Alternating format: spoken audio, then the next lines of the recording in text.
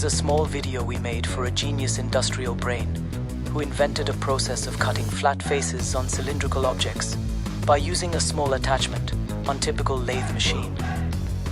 This is an alternative for indexing operation attachment.